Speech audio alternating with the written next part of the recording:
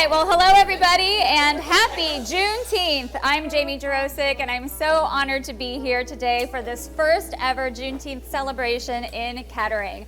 I want to thank the Kettering Parks and Recreation Department and the Kettering Board of Community Relations for inviting me to host this joyful event. You might recognize me from WDTN News, but I'm also a proud Kettering resident. I grew up here. I did have to move away for a few years, but I came back because I just love this community so much, and I'm always happy to contribute to the community I love. Well, perhaps you've been unaware of Juneteenth until recently, but it's actually been celebrated by the African American community since 1865. Last year it became our newest national holiday, and this year communities across the country like Kettering are coming together to celebrate the historic end of slavery and the joy that is shared freedom. As Martin Luther King Jr. said, "No one is free until we're all free."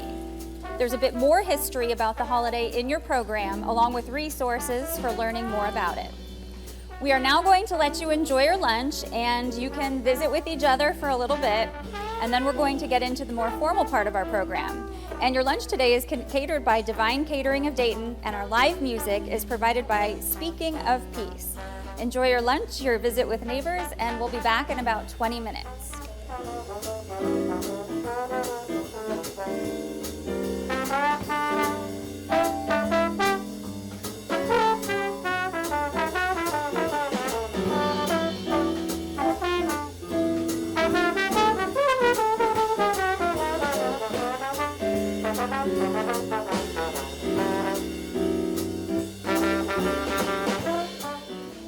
Okay, I'm just going to take a quick second for those folks who are enjoying the music to really quickly introduce the members of this group called Speaking of Peace.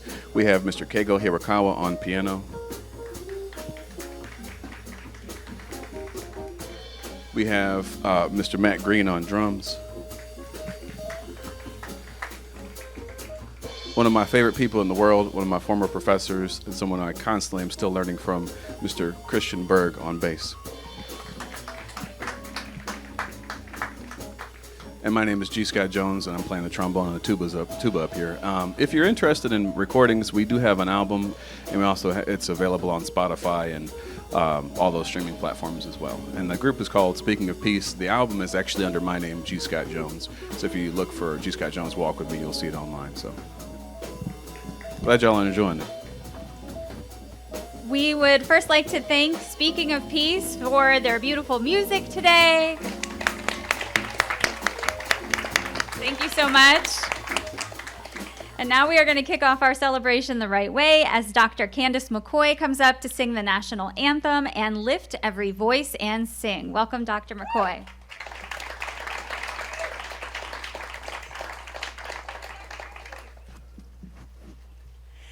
Oh, say, can you see by the dawn's early light what so proudly we held at the twilight's last gleaming, whose broad stripes and bright stars through the perilous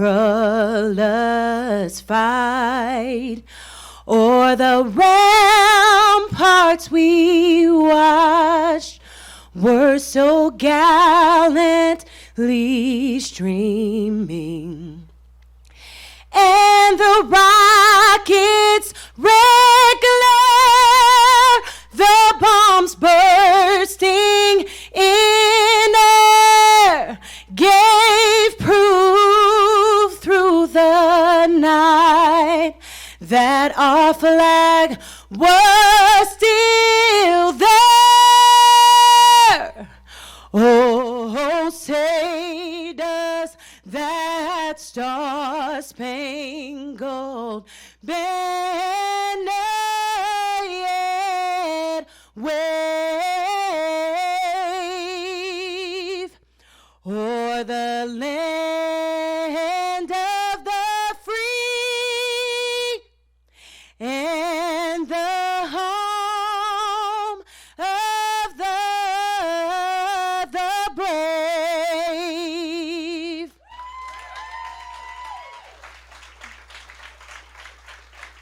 Now I'll be singing the Black National Anthem. Lift every voice and sing till earth and heaven ring. Ring with the harmonies of liberty. Let our rejoicing rise high as the listening skies. Let it resound loud as the rolling seas. Sing a song full of the faith that the dark past has taught us. Sing a song full of the hope that the present has brought us, facing the rising sun of our new day begun. Let us march on till victory is won. Thank you.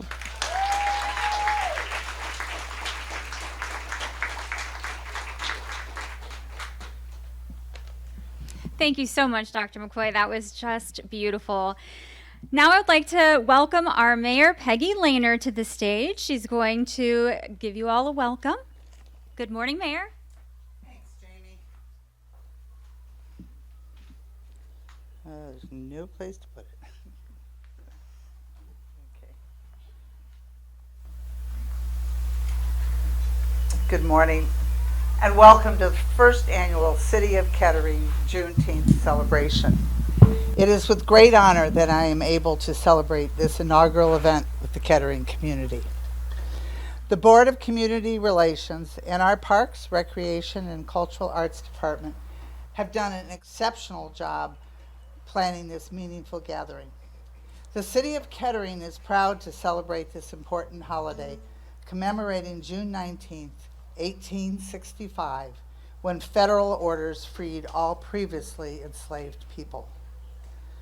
Juneteenth celebrates an important piece of American history and demonstrates that change can be realized and progress made. And though we celebrate change today, the scars of deplorable injustices will be ever present. As a community, we will stand and attempt to end racism and everything those scars represent. Today, we hope this celebration of freedom leaves you with renewed strength and furthers your desire to advocate for others and be a part of this positive impact on our community. I would like to read a proclamation that the City Council has put forth. Before I do that, I would like to acknowledge the presence of, I think most of our council members are here. I will start with Lisa Duvall because she has poured her heart and soul into this event since it was first decided to hold it. Lisa's right over here.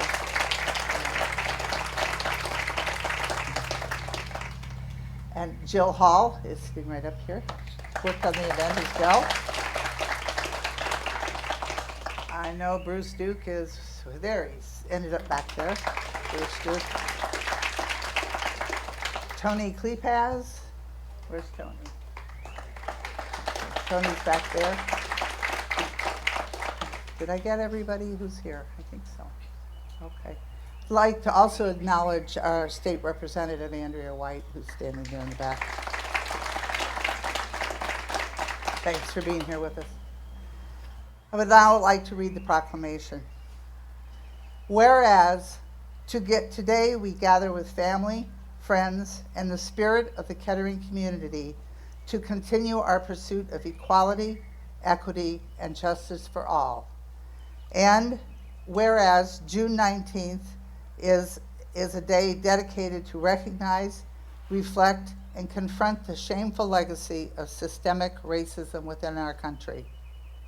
And whereas on June 19th, 1865, enslaved Americans in Galveston, Texas, were informed that in accordance with a proclamation from President Abraham Lincoln, all slaves are freed from bondage. And whereas more than 2 years had passed before the news reached African Americans living in Galveston, Texas, that slavery had been abolished. And whereas the following year, the first official Juneteenth celebrations took place in Texas and have continued throughout the United States. And whereas in celebration of freedom, Juneteenth is a day that should be recognized by all Americans. And whereas the meaning behind Juneteenth will continue to have a profound impact in the Kettering community as we work toward shared freedom for all persons. Now therefore I, Peggy Lehner, Mayor of the City of Kettering, on behalf of City Council and the community, do hereby proclaim June 20th, 2022 to be Juneteenth Day in the City of Kettering, Ohio, and encourage all citizens to commemorate the past, but to also work towards a better future for tomorrow. Signed, Peggy Lehner. Thank you.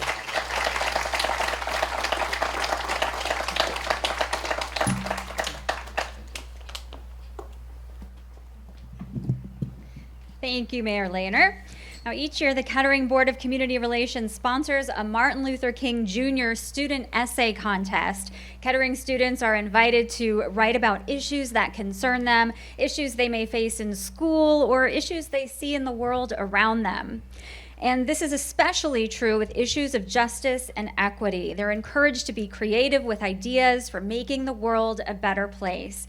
And we are honored to have two of the essay winners with us here today to read their essays. So first, we're going to welcome Leah White, a Fairmont High School student, who will read her essay, The Silencing of Our Voices. Welcome, Leah.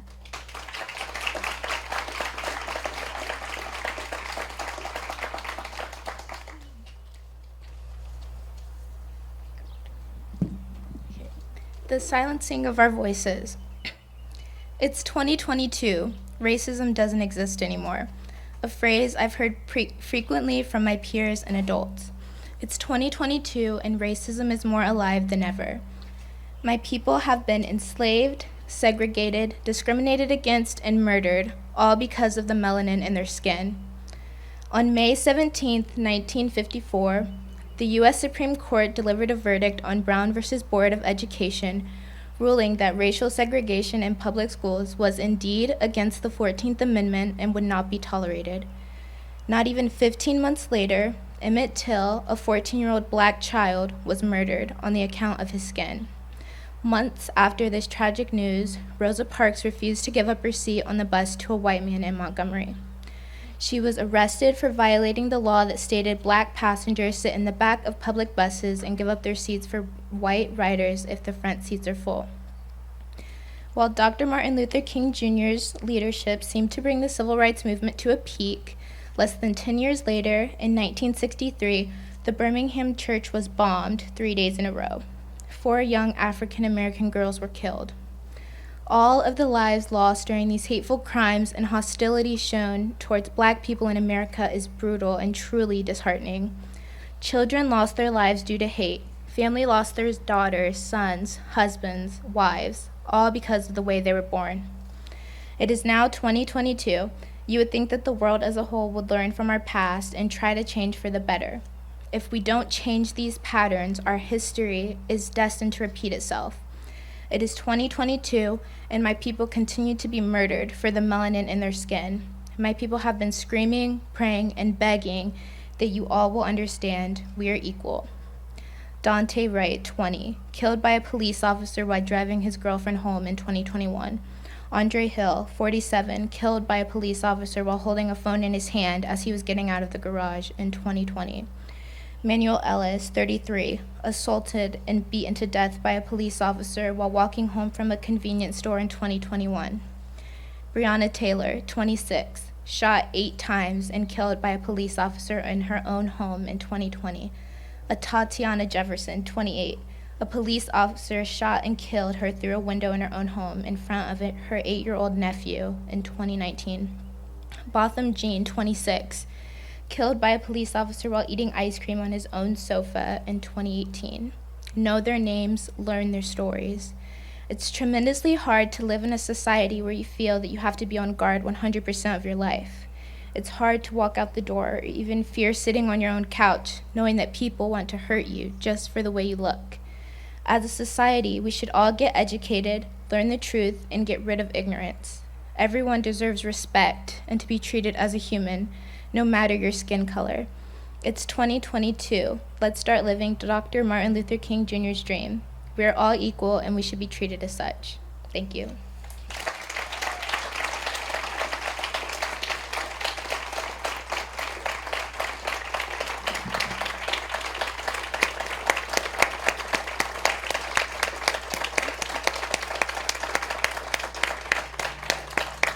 Thank you, Leah. That was amazing, powerful words. We appreciate you sharing with us today. Now we're going to welcome Chloe Kalini, a student at Van Buren Middle School, who will read her untitled essay today. Chloe?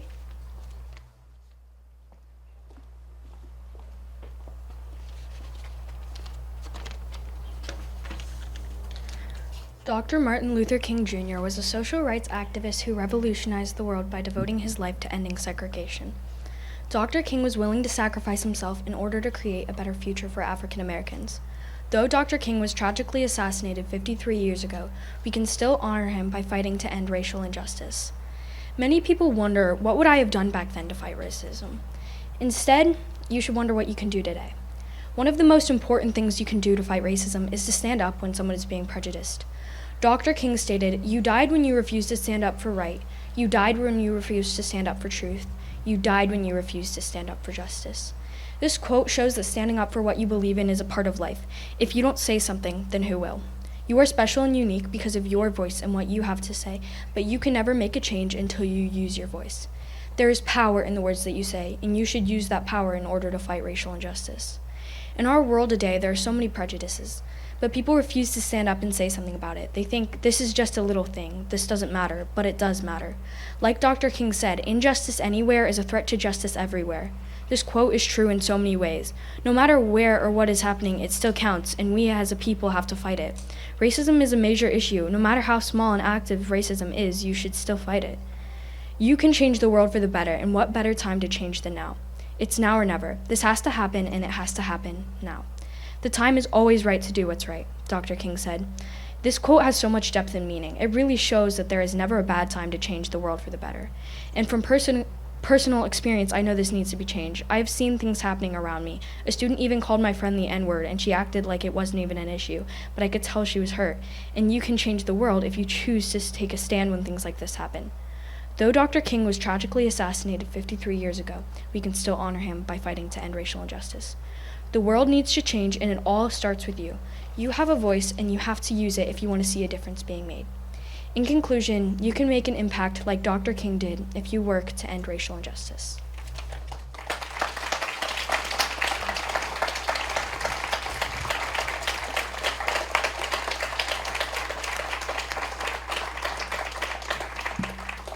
Thank you, Chloe. That was amazing as well. We are so lucky to have both of you here sharing your works with us. You're amazing girls, and we wish you the best.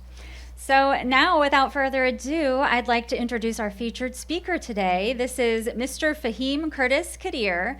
Faheem is a tenured faculty member in history at Sinclair Community College and an esteemed consultant on issues of equity. His research into the history of West Dayton's Hog Bottom neighborhood was recognized and showcased at the REACH conference by the Association for the Study of African American Life and History. Faheem co-leads the only study abroad program at the community college level with an acute academic focus on sub-Saharan Africa. At a TED Talk, alum and Parity Incorporated Top 10 African American male recipient, Black thought, Black academia, and Black excellence is at the forefront of his focus. Today he shares with us Black in the Promised Land, understanding the local, national, and historical importance of Juneteenth. We welcome Faheem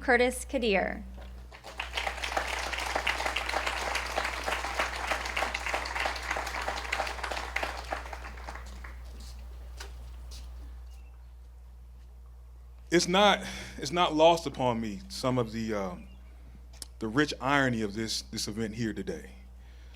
I am a native Daytonian. I'm a son of the West Side. Grew up off of Brooklyn Avenue in Westwood, America, one of the most impoverished communities by statistical numbers in the United States. Fourth most impoverished in the state of Ohio. We are in the upper percentile in that regard. Growing up, I was always told by my mother, my great aunts, cousins, siblings, you stay away from Far Hills, right?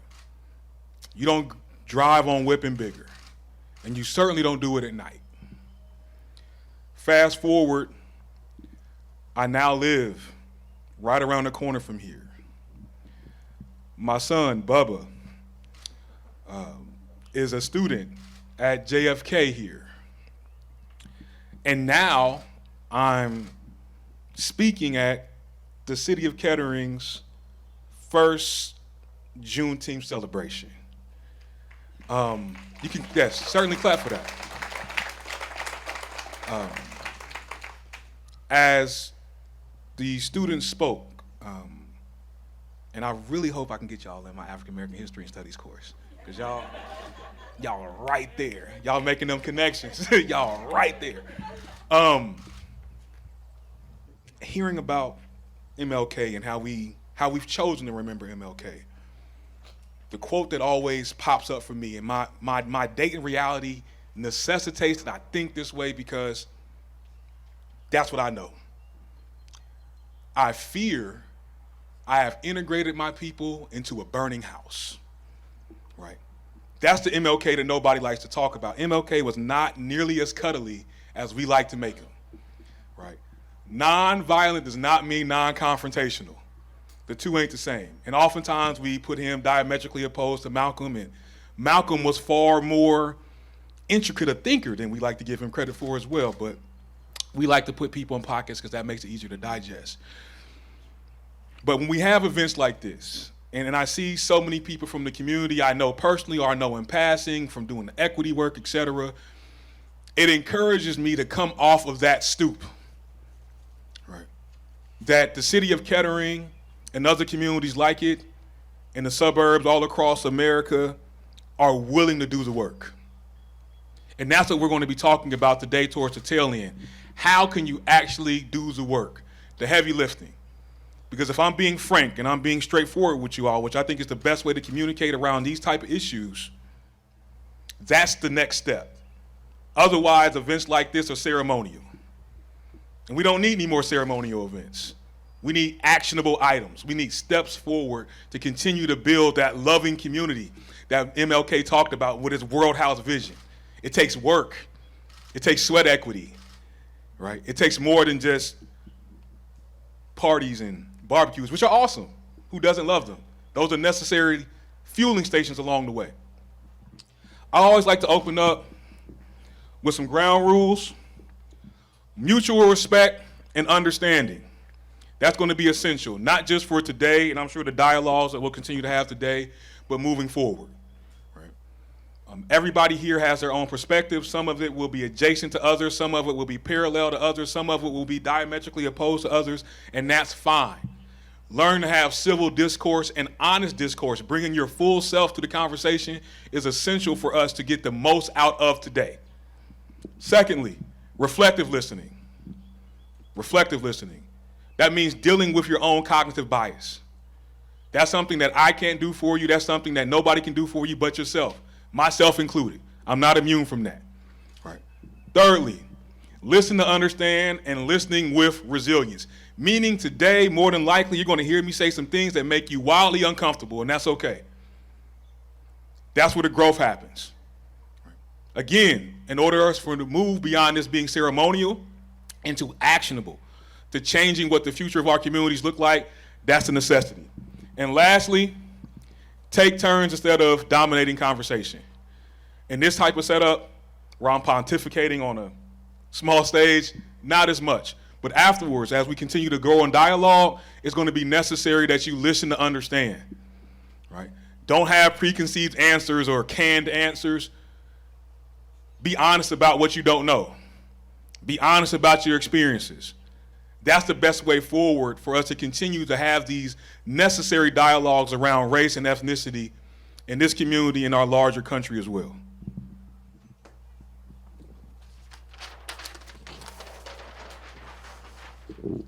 A small timeline of black liberation. There's this misnomer that black folks have been waiting for Superman. That couldn't be further from the truth. From the very beginning, up until Juneteenth and beyond that, black folks have been active participants in their own liberation and defining freedom on their own terms, understanding, particularly after the American Revolution, the larger framework that this country has given us. Right? Some of the most beautiful language ever constructed is right there in the Declaration of Independence, which is a really glorified act of war, and also the Constitution. Black folks, even though being intentionally kept illiterate, understood that, right? And of course, the irony being that when that was written, it didn't necessarily consider black folks. You okay, Bubs? Sit in the shade, man. It's hot. Sit in the shade. It's gonna have to chill out. So, 1619, first documented slave ship into Jamestown, Virginia. The ship name was the White Lion. There's an intense amount of irony I don't have the time to go into. That's like an 8-week course right there on that, right? 20 to 30 documented enslaved Africans, likely from Angola, were on that ship. They say 20 to 30 because the ship manifest on many of these ships was never accurate because they fulfilled orders. So you might have an order for 20. You're going to put 30 on there with the implicit understanding that maybe 10 of them are going to die across the Middle Passage. And if not, you can actually keep some of these enslaved Africans and sell them independently to make more money. So you always overpack the ship. That was common practice. So they say 20 to 30 with the understanding that we're not quite sure how many were on the ship actually. Slave rebellions, several. The Stonewall Rebellion takes place in South Carolina. I'm not sure how many people here are familiar with Clemson. Anybody here been to Clemson in South Carolina? Beautiful campus, right? Beautiful campus. That main road, there's one road in and one road out of Clemson. That's where the Stonewall Rebellion took place. The Stonewall Rebellion were over several hundred Africans from neighboring plantations who gathered themselves together in an effort to migrate south. There's a place called Fort Mose. Fort Mose is now where Jacksonville, Florida is. They were going to Fort Mose because that's where black Seminoles were, right? And Florida was free, right? Florida was free land. And so in the course of migrating there, of course they were accosted and eventually slaughtered. And on that same highway leading to Clemson, in order to make it a point, right, that property does not detest, right? A direct quote from John Brown. Property does not detest. Bubba, you're gonna have to sit down, man. Bubba, have a seat. I'm legitimately talking. I'm glad that my son is so comfortable, like he's just seeing daddy talk, but I'm doing a thing right now. So, Stonewall Rebellion, 1739, the largest of the organized and recognized slave rebellions, right? Again, going to Fort Mose. Again, black folks being active participants in their liberation. Gabriel Prosper's Rebellion, 1800, also in Virginia. You're going to notice a theme with some of these states. Denmark Vesey, 1822, South Carolina. Nat Turner's Rebellion, probably the best known with the most recent film that did really well. 1831 in Virginia. What do you notice about all of these rebellions, regionally speaking? Southern. They're southern, and they're also near the Atlantic seaboard, right?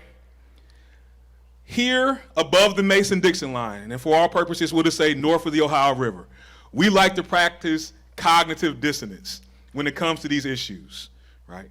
We like to stand on the moral high ground here in the north. Well, yes, we have our issues, but no, we didn't enslave folks.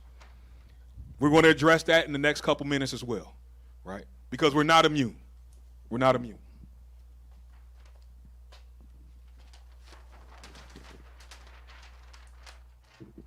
Quasi-citizenship. Quasi means something appearing to be but not actually. Right? Appearing to be but not actually. Quasi-citizenship for black folks. The Emancipation Proclamation. This is from one of my childhood teachers, Mama Renee McClendon, a renowned educator here in the area. And I remember hearing this in 3rd grade, and it just stuck with me, because as most kids, rhymes help. Honest Abe did not free the enslaved. Mama Renee. Now, casually speaking, we're taught that the Emancipation Proclamation freed the enslaved African Americans in this country. That is inherently and historically false. It only applied to areas that were what? For those of you who are my budding historians or historians in the crowd. A little bit louder. The Union, or areas that were in what? And not in control of the Union, right? Those areas. So that means West Texas, parts of Arkansas, Deep Texas, the Galveston area, the coastal area did not apply because the Confederacy still had control of those areas. Hence why we celebrate June 19th, 1865, 2 years after this was issued. 2 years, nearly 2 calendar years later, tens of thousands of African Americans are still chattel slaves, right? Direct quote, that on the first day of January in the year of our Lord, 1863, all persons held as slaves with any state or designated part of the state, that means Maryland and Kentucky. Those are 2 areas that were underneath Union control that were split between the Confederacy and the Union. Shall be then, henceforward, and forever free. Now, this also sets the stage for the 13th Amendment, which ushered in America's fixation. I won't even call it a necessity. It's a fixation with the prison labor complex, which we here in Ohio have been participating in for several decades with our private prison industry, et cetera, et cetera. Neither slavery nor involuntary servitude except as a punishment for the crime. This might be common knowledge now, but I encourage everybody to see the 13th documentary.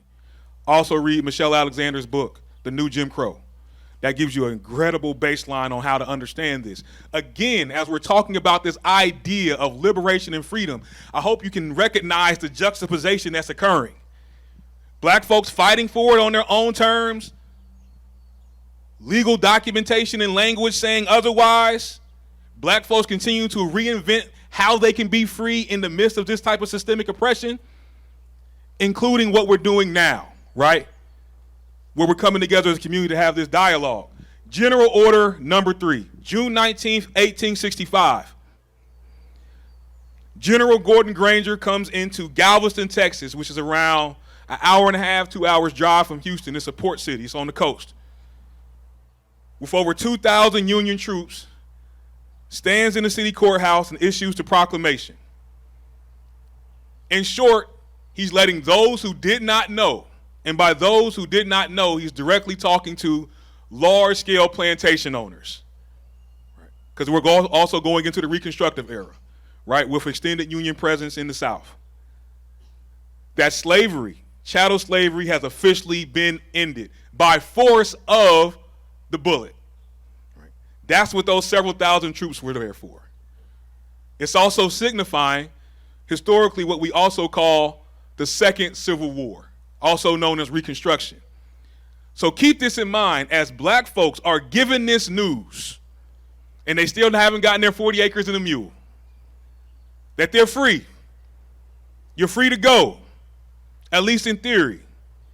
The country has in no way set up any type of mechanism or any way forward for black folks to fully enjoy their newfound freedom. Now that's why I said quasi-citizenship. Quasi meaning appearing, not actual citizenship. If we're being frank, if we're being direct, if we're looking at the historical narrative, black folks were not full citizens in this country until 1965. 1965. The Voting Rights Act of 1965 fully gave black folks all the guarantees of the Constitution.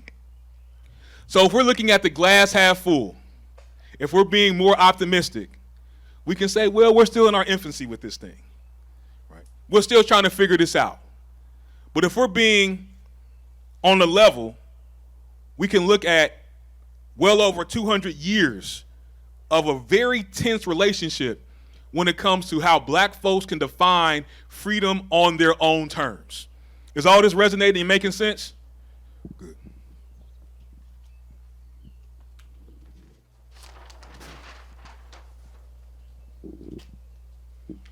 One of the ironies that happens during this particular part of American history, as black folks are granted freedom, that means you now have to do what? If you're formerly enslaved, you have to take care of yourself. So in many cases, they worked on the same plantations that they were formerly enslaved on for wages that would keep them working for the rest of their lives. Right? There was a common joke in my community amongst folks in Westwood, and we would call people Bamas. Right? It was a derogatory term. That just means you ain't never been nowhere. You country. You ain't never left your hometown. You don't know what's out here in the world. Historically speaking, legally speaking, many black folks could not afford to or were not legally allowed to. Because this also ushers in something called sharecropping. How many people here are familiar with sharecropping? Right? So in layman's terms, essentially what happens is these poor sharecroppers, right, these yeoman farmers are working on these same plantations, farming these same acres, but in order to farm, what do you need? You need seed. You need a hoe. You need an ox or a donkey or a mule. You need a shed. If you're growing tobacco, you need curing material. All these things cost what? Money. Where are you going to get the money from? You don't got it. So who has the money in abundance in the South? The plantation owners. And so what are you going to do? Are they going to give it to you at the kindness of their heart? Of course not. They're going to charge you for that. And they're going to charge you interest for that. And on the back end, what are they going to expect? Money. And then you're also going to share proceeds of the crop that you grew on their land. And 9.5 times out of 10, what does that mean? You're going to be in the red. You didn't recruit. So what are you going to do to work off that debt until the next year? Work on that same plantation, doing the same task that your ancestor did. Legally bound to the land. Mud bound, as the movie so eloquently went into. You're mud bound to the land. Can't go anywhere. By legal definition. Until you pay off that debt, which you'll never pay off. Another version of what? Slavery. That's why when you talk to many black folks who are familiar with their family history, and you can talk to a great-grandmother or a great-great-grandmother or a great-aunt or a great-uncle, and then with the Great Migration, and you ask them, how and when did you leave? They'll always tell you, we left at what? Night. We left at night. Because it was implicitly understood in many cases, we were running off on a tab that we knew we would never be able to pay. So we left underneath the cover of nightfall. And one of the things that's interesting about the Great Migration, we brought with us these traditions of Juneteenth to the North. Not to say that black folks did not live in the North, they always have. And we'll talk about that soon, right? The first documented presence in Southwest Ohio, which is near Springboro. But they brought with them those same Juneteenth celebrations and traditions with them, underneath the cover of nightfall. Right? And black folks tended to migrate in a straight line. For those of you who are geometry folks here, and judge me not, I took geometry 3 times in undergrad, just geometry tricks just to find out I didn't need it. Like I had a horrible academic advisor. He was the worst. But the quickest distance between point A and point B is what? A straight line. So you talk to black folks. Where are your people from? Here in Dayton, where are your folks from? They're going to say Tennessee. They're going to say Georgia. They're going to say Alabama. Some of them will say Virginia, West Virginia, Appalachia. States that are directly tied or directly what? Underneath Ohio. You go to Chicago. Hey, man, where your folks from? They're going to say East Texas, Arkansas, Mississippi. In many cases, literally traveling by steamboat from Memphis all the way up to Chicago because that's the cheapest route. Looking to escape some of the persecution that's more associated with the Jim Crow South. Only to find, when you get to the North, it's the same game, just a few different rules involved. Right? So Juneteenth became the popular name that was given by black folks in Texas for this national holiday, well, now federal holiday. The abrasive nature of freedom is not lost upon me during this particular time. One of the things that occurs, particularly when we talk about what happens in Houston, Texas, is that the first Juneteenth, organized, recognized Juneteenth celebration occurred in 3rd Ward, Texas. 3rd Ward, Houston, Texas is the same as me saying West Dayton. And everything, if we're having let's have an honest dialogue. Everything that pops up in your mind when you say West Dayton, that's 3rd Ward, Texas. Same demographics, same economic disadvantages, et cetera, et cetera. Right. So when we look at this, the community actually came together, and this is organized underneath the black church, and they pulled their money together to buy what is now called Emancipation Park. 3rd Ward, Houston, Texas is still standing, beautiful facilities there. Soccer fields, softball fields, indoor, outdoor pool, indoor, outdoor basketball courts. One of the nicest public parks I've seen as I've traveled the country. But the community came together to pool their resources to buy this land, and in doing so, organized around a political candidate, a senator, a state representative, and a mayor to get it done. Right. Just to buy a park. They had to maneuver that way, put together at that time, and this is the 1860s, have to pull together around $20,000 just to get that park. And it's not because the land costs that much, but in order to get the politicians to move, it costs money, right? And so when we talk about the cost in quasi-citizenship and quasi-freedom, these are some of the things that I'm talking about that go into the lifeblood of Juneteenth. Traditions and pageantry. Rodeos, the black rodeo, it is Texas. It is Texas. Texas is as Texas does, right? So the rodeo's a thing. Baseball pageants, baseball competitions, barbecues, guest speakers. The entire focus of Juneteenth would often take up a week. It would be a week-long celebration focused on self-improvement and uplift for the community. And everybody would come together on Sunday for church, and they would put on their best. More folks during this time would spend more money and more effort on their Juneteenth fit than their Easter fit. Right. And if you're familiar with some of the traditions in the black church, that's a tall ask, right? But when we're looking at this, on the surface, it seems nominal. Dressing nice seems nominal. If we're looking at it through our 2022 eyes, it seems nominal. But keep in mind, for nearly 300 years, black folks were kept in something called Negro brogans if you were enslaved. Anybody know what a Negro brogan is? Negro brogans were burlap clothes. The same sacks that you use for potatoes and seed is oftentimes what most slaves were put in, including their shoes, burlap shoes. You can imagine what that did to the top and the bottom of your feet. And you're working in tobacco fields and soybean fields and rice fields and burlap shoes. So you better believe the first time you get a chance to put on something nice, what you gonna do? You're gonna dress to the nines. Because it's not just about fashion, it's about resistance. Right? This is about resistance. And this was thumbing your nose in the face of white supremacy at this time. That despite your best efforts, despite the systemic issues that did exist, we're able to define on our own terms how we're going to dress, how we're going to celebrate, and how we're going to come together as a community. This also ushered in something called the Zip Coon Construct.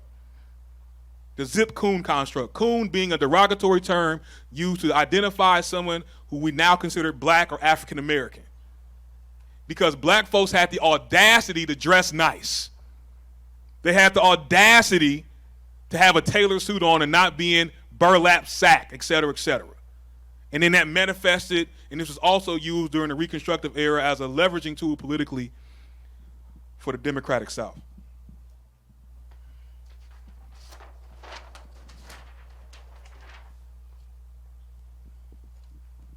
Dayton has held organized Juneteenth celebrations since 1865, and that's just what I can gain from oral history and local records.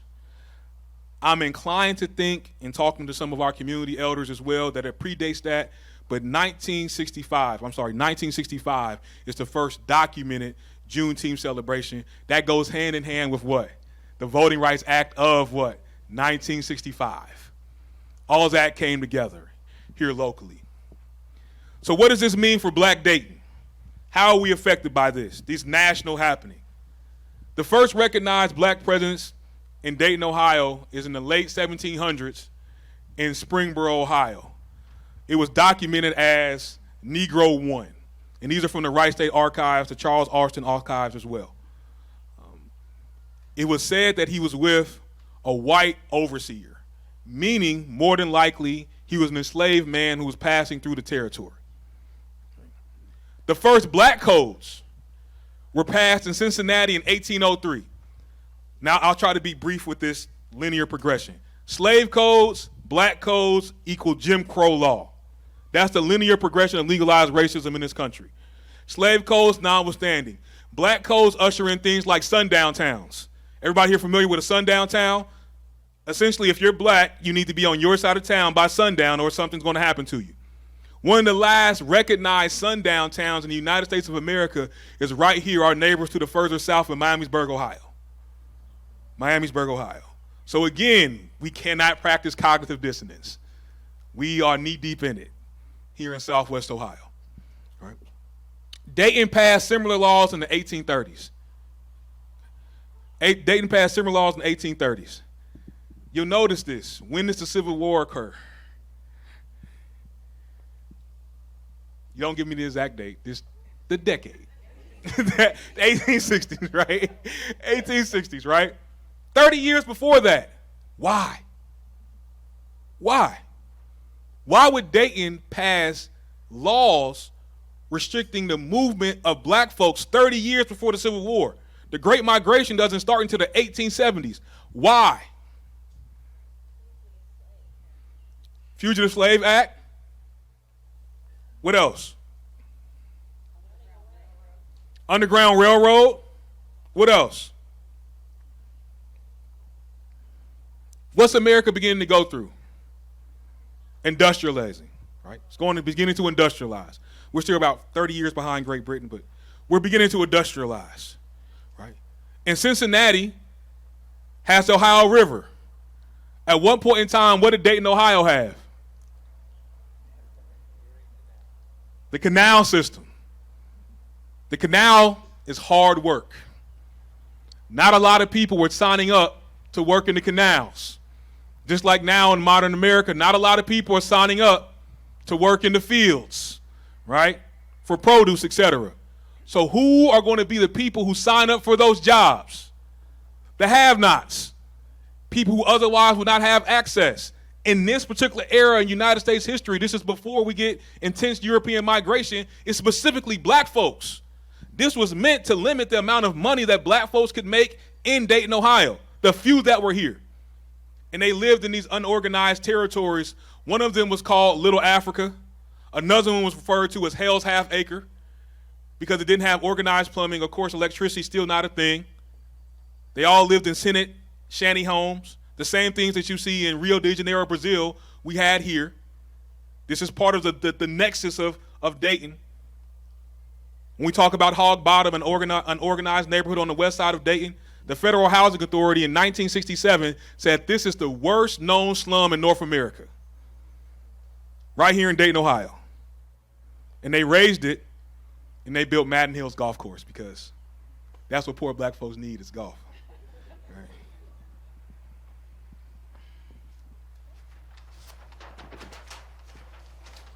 In 1884, Ohio passes the Public Accommodations Act. Essentially what this outlaws is the barring from public facilities based on ethnicity and race. What this eventually does is grease the skids for something called white flight.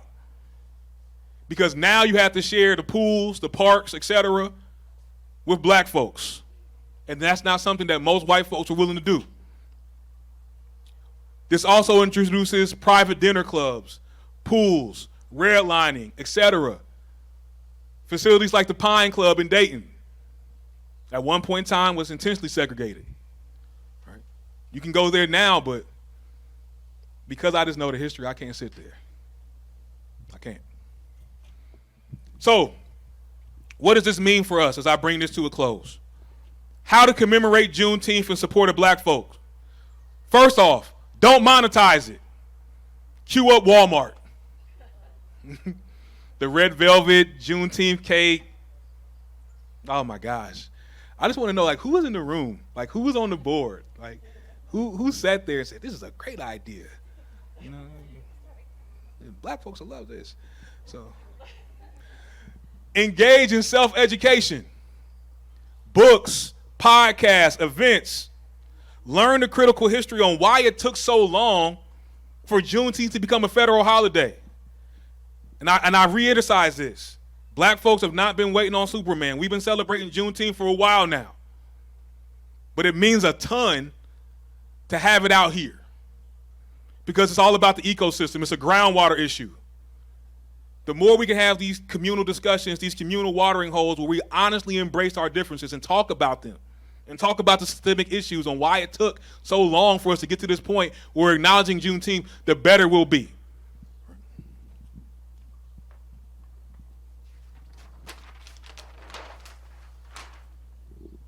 Number 2, donate to organizations that uplift black people. Shop black owned. Cite black scholars. Show your support with your American dollars. Right? You like that little rhyme? Thirdly, talk amongst yourselves. Please don't let this be the last time you're talking about these issues here. It don't have to be about Juneteenth.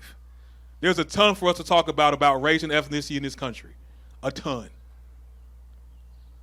This is where the real work comes. The moment we all leave Polen Farm and we go our separate directions, what are you talking about in your communities? What are you talking about with your loved ones? What are you talking about at those dinner tables? Are you checking people on their bias, in their racism, in their sexism, in their ethnocentrism, in their ableism, all the isms? Are you checking it? Because it's all interconnected. Or are you just, well, that's just how Uncle so-and-so is. That's just how my sister is. And then it continues. And lastly, don't let your commemoration become appropriation. This isn't a badge of honor for you coming here. It's not. It's a community thing. And the sooner it goes from the nominal and it moves away from the ceremonial, the better we are, because we're all interconnected. It's an ecosystem thing. Black America has always been the canary in the coal mine for the United States. Economically speaking, socially speaking, etc. Right? And there's a story, and I'm not sure who to credit it to, and maybe one of you will know.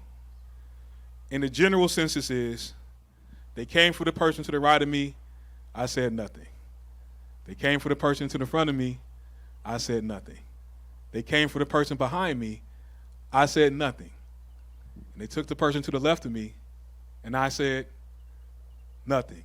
And finally, when they came for me, no one was there to protect me. Right? So when we talk about these issues, and we talk about what's going on a larger scale, beyond just this celebration of black freedom and independence and everything that comes with it, my challenge to you all as citizens of Kettering and Dayton, Ohio, and U.S. citizens as well, is to go beyond your comfortable space, right? To stand in your discomfort and continue to have these dialogues and widen your net, to do the reading, to do the listening, to do the critical reading and listening and thinking that's necessary. So when we come together next year for this event, we're coming together with a more empowered and beloved community. Thank you all for your time.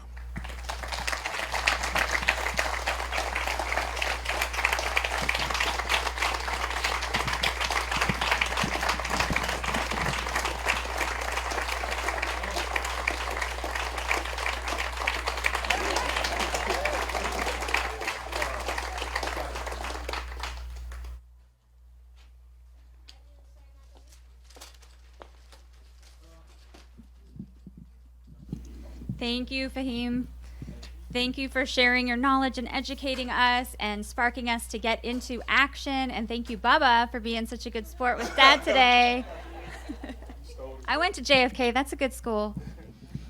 Now I would like to introduce Kettering City Council person Lisa Duvall, who was an integral part of planning this event. Lisa.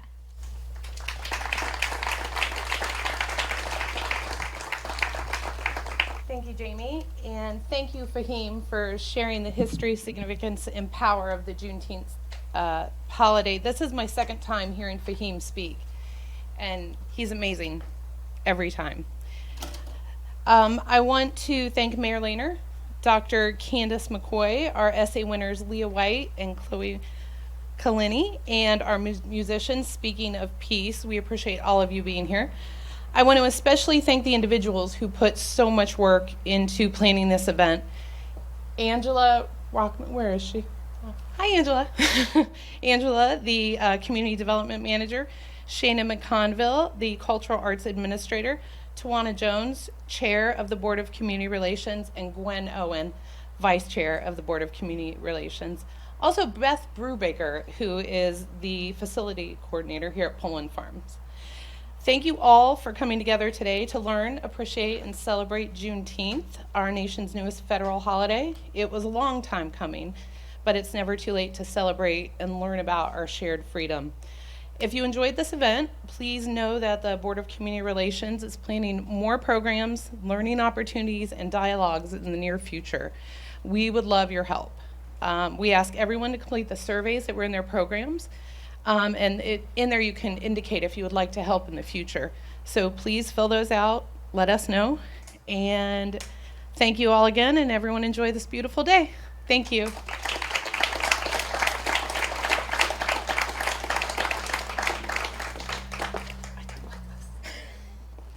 Thank you, Lisa, and thanks to everybody for coming out today. Stay tuned. We really want to start to grow this event. We want it to become an annual community festival that not only acknowledges our national history, but celebrates our shared freedom today and works toward creating an even better tomorrow. So thank you, everyone, for coming, and have a great day.